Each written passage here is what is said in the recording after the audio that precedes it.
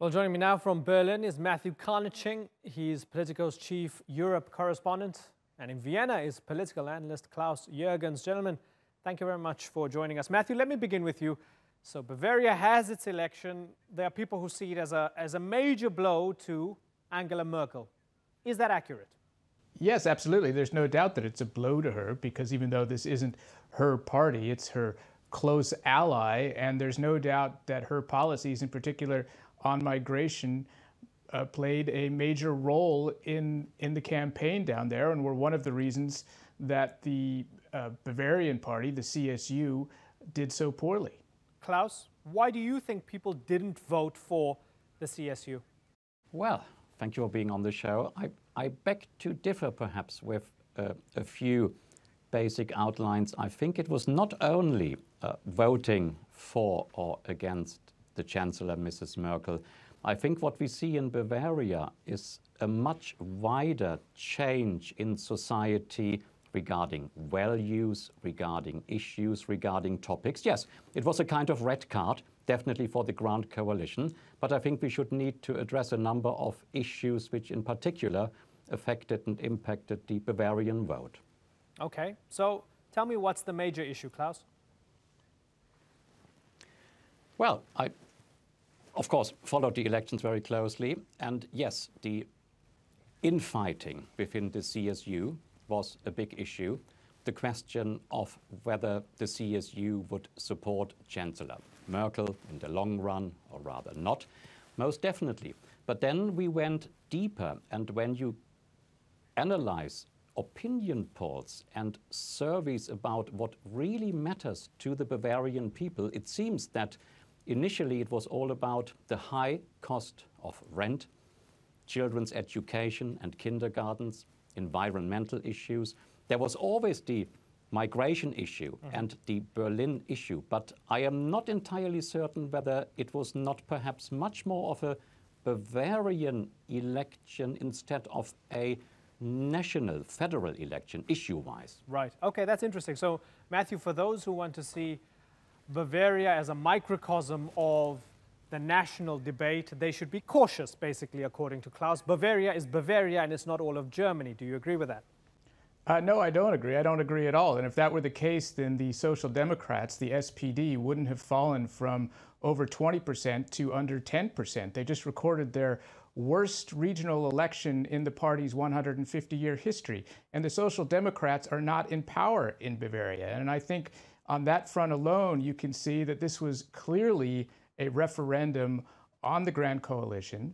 And, you know, of course, these situations are never monocausal. I mean, you know, this is a problem that we journalists have, I think, is that we tend to look for one cause. There wasn't one cause, but if you look back over the past several years, I don't think there's any doubt that the problems for the CSU began in 2015 when Merkel decided to open the borders, or to leave the borders open. That was a decision that was very controversial in Bavaria. And there's some people who disagree with it. There's some people who agree with it, but that is really what infused the political debate there and really loomed large in the campaign. Now, it might not be an issue that every voter in Bavaria would cite. And, you know, as we just heard, there are certainly other issues as well. There are issues like housing, there are issues like education and so forth. But I would argue that those are things that voters are always worried about. They're always worried about health. They're always worried about pensions and this type of thing. But what was the one issue that really infused the election this time? And I would say that it was migration. Right. So, Klaus, we see the CSU, as we mentioned, not doing as well as Merkel and her friends would have liked them to do, her coalition partners, the Social Democrats, getting less than 10%. And we're seeing the Greens doing better than expected, and AfD on the far right getting, you know, 10%. Is there, would you agree, an argument to be made that in Bavaria and throughout the country, the middle is getting hollowed out?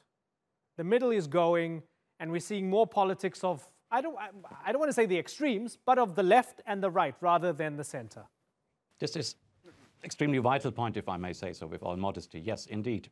If what we see now, the social democratic movement, which even in Bavaria was at a time in the history well above the 30% mark, is losing ground, And if in other European countries social democracy as such apparently seems to provide answers, now it is no surprise that voters look elsewhere. Would they look to the far left? Not necessarily. Would they look to another left party? We saw in Bavaria just over 3%. Would they look to alternative views? One, definitely the Greens, and one might be the far right. I fully agree. The center seems to be being hollowed out.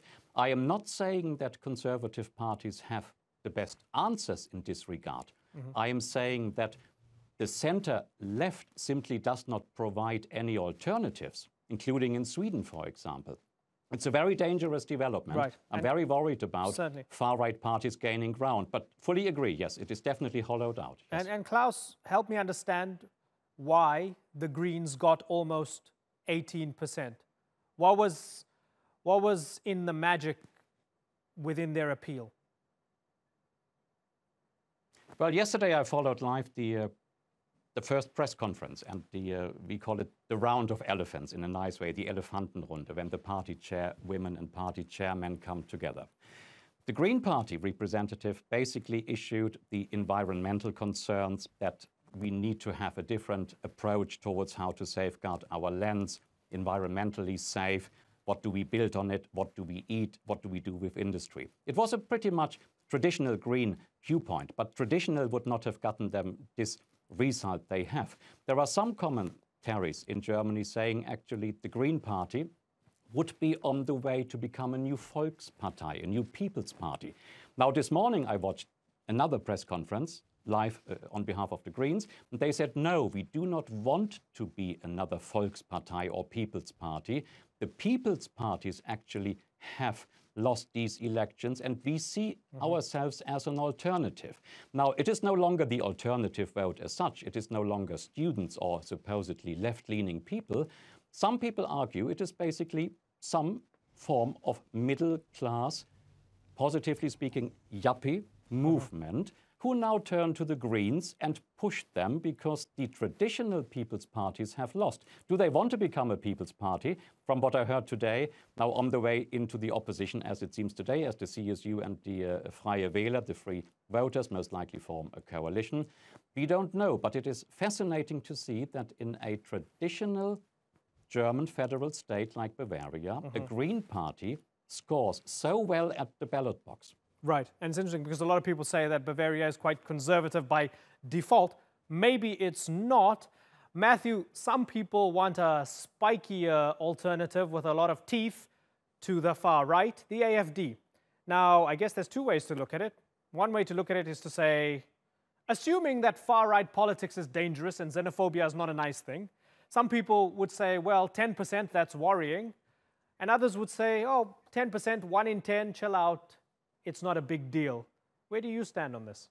Well, I wouldn't say it's not a big deal, but it certainly isn't keeping with the trends that we've seen elsewhere in Europe. And it's not as bad in some other parts of Germany, in fact, or in some neighboring countries, in Austria, for example, or in Hungary, in Poland, and places like that. So I don't think it's something that people need to get hysterical about. And I would disagree that the center is eroding in Bavaria. At the end of the day, the Greens are also a centrist party, just as the SPD is, just as the CDU is. So even though the Greens did well, if you look at the overall figures of the parties who are on the center left, the Social Democrats and the Greens, they didn't do as well as they did 5 years ago in 2013. They did slightly worse, whereas conservative parties, which include the CSU and the AfD and the Free Voters and the FDP, they did slightly better. They got 64% of the vote. So Bavaria remains very conservative. We've just seen a shift away from the parties who are in power in Berlin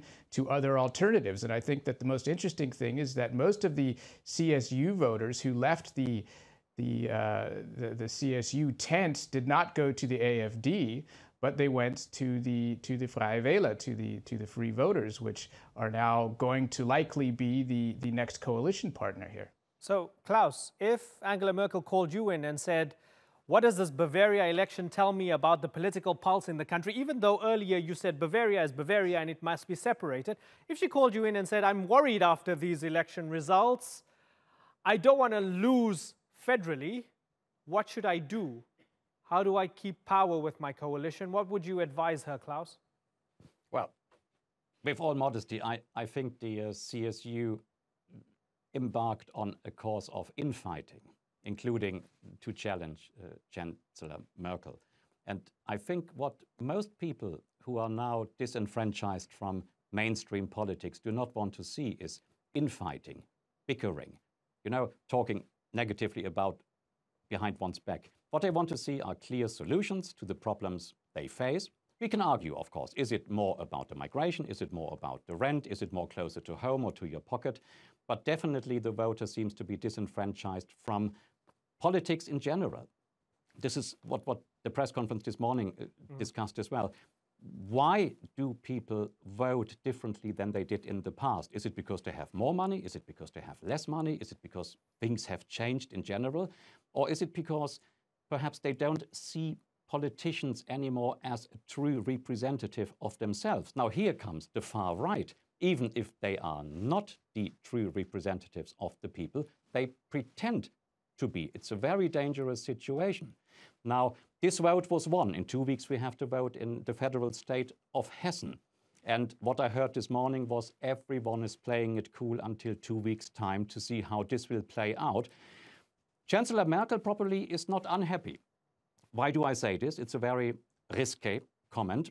She probably has the upper hand by now, because she can easily tell the sister party CSU, the way you run this election was not leading to the expected results. We don't want to see this neither in Hessen nor in any upcoming federal election. I think actually her strength has been improved instead of decreased. I was going to wrap, but I want to give Matthew a final comment, because when you said, Klaus, that Chancellor Merkel might not be unhappy, Matthew sort of sat up in disagreement, I think. Tell me, Matthew, what you make of that comment very finally, please.